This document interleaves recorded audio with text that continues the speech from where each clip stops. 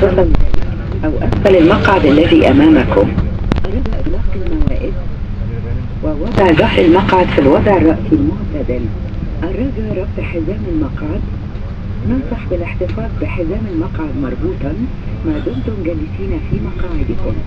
لربط حزام المقعد أدخل اللسان المعدني في الطرف الآخر ويشد طرف الحزام. ولفك الحزام يرفع الغطاء المعدني إلى أعلى.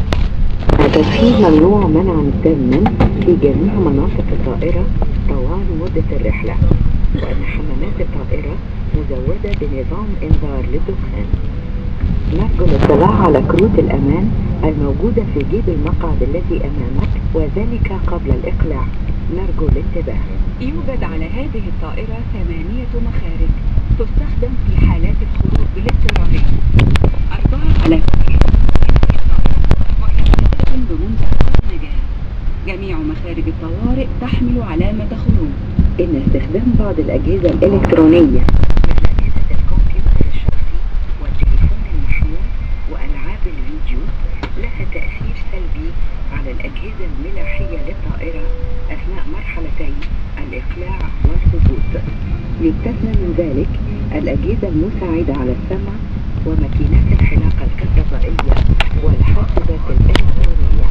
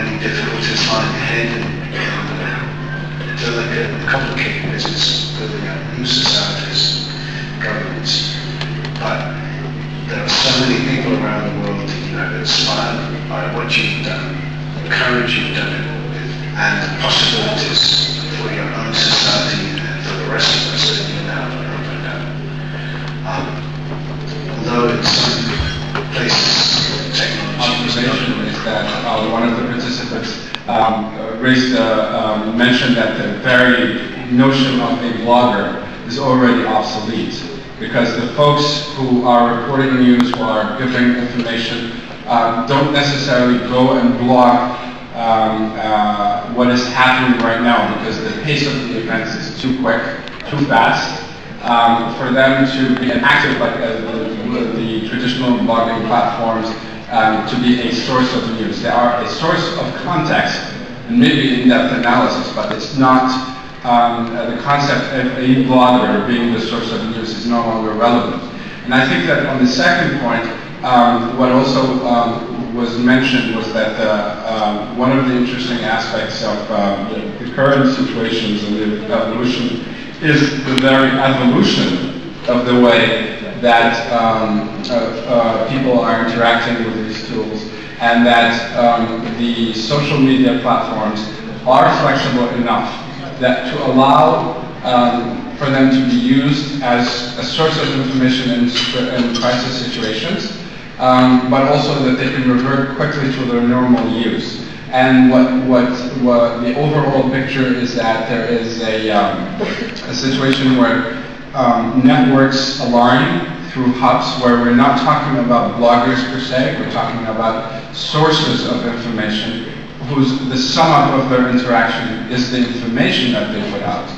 And that's how, for example, in the last cases of Egypt and Tunisia, we've learned through the discussion that because of the dire situations, one was extreme censorship, and the other in Egypt was a shutdown on existing media that was on the ground and then was silenced, that traditional media organizations have departed or shifted from the way that they traditionally gather news and reflect it, and that the pulling effect of all these, the term that we used was information entrepreneurs or hubs, was that they fueled not only the news cycle, but some interaction between these information hubs are also one of the factors that allows to measure for a situation where the exchange of information can be very effective for social change.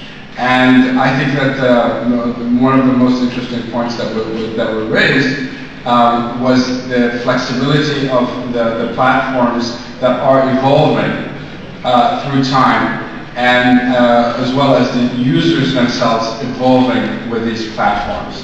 And I think that that's a very astute, then it becomes a very useful observation because it allowed for the kind of initiatives, even though that it wasn't mentioned by name, but the term that was danced around is a concept called cross-posting for advocacy.